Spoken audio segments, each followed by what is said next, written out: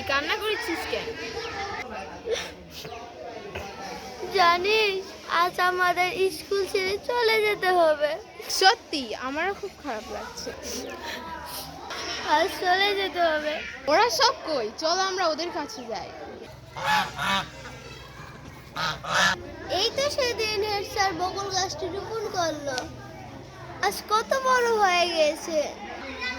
গাছেরও প্রাণ আছে। স্যার এই গাছটির মাধ্যমে আমাদেরকে এই কথাটি বুঝিয়ে দিয়েছে। আমি একবার অসুস্থ হয়েছিলাম, ম্যামেরা আমার মাথায় পানি দিয়েছিল, ওষুধ খেয়ে দিয়েছিল, আমার মাথায় চিরুনি দিয়ে দিয়েছিল। ছোটবেলায় আমাদের নিবন্ধন করা হয়েছিল। প্রতি বছর আমরা ইউনিয়ন, উপজেলা, জেলা ও বিভাগীয় পর্যায়ে বিভিন্নভাবে অংশগ্রহণ করি।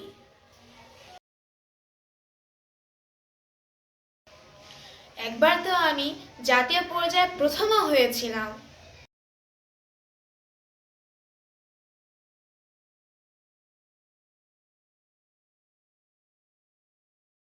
এসব কি ভোলা যায়? সত্যি আমার খুব খারাপ লাগছে। জানো, আমাদের স্কুলে পঞ্চম শ্রেণীর সমাপনী পরীক্ষায় 2019 সালে 13 জনের মধ্যে 11 জনই GPA 5 পেয়েছিল। 2022 সালে একজন বৃত্তিও পেয়েছিল। মা সমাবেশের মাধ্যমে মায়েদের সচেতন করা হয়। সরকারি প্রাথমিক বিদ্যালয় আসলেই খুব ভালো, তাই না?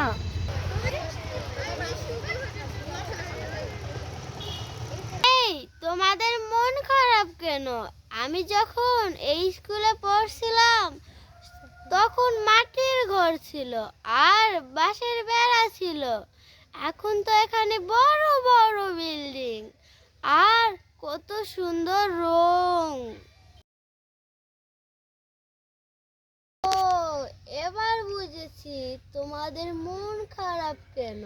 তোমরা এই স্কুলে লেখাপড়া শেষ করেছো, তাই না?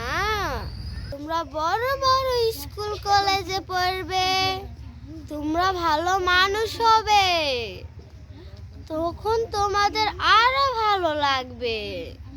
সেদিন স্যারদের সামনে এসে যখন সালাম দেবে তখন স্যারদের মন গর্বে ভরে যাবে। সেখানেই প্রাথমিক বিদ্যালয়ের শিক্ষকদের সার্থকতা। উনি ঠিকই বলেছেন।